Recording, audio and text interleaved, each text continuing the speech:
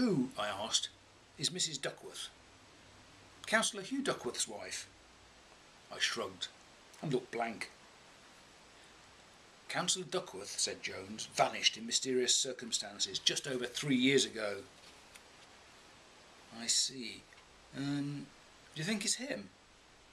Quite probably, and so does Mrs. Duckworth. She insists on accompanying us. It's against regulations, but I have no intention of stopping her. But what about your sergeant? Shouldn't he come too? He may not be capable. Of course I'm capable, said the booming voice of Sergeant Sambeer.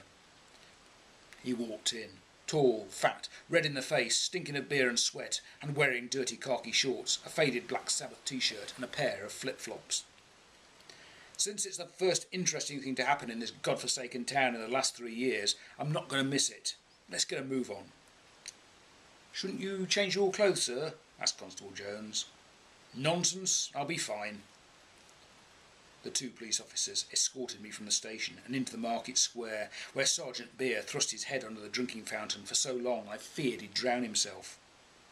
Then, standing up, shaking himself like a dog, he smoothed back his greying hair and stood upright, relatively alert and ready to go.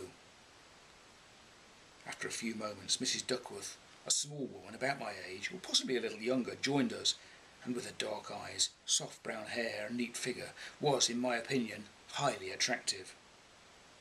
Having such thoughts in the circumstances filled me with guilt, for I was going to take her to see what were probably the mortal remains of her husband.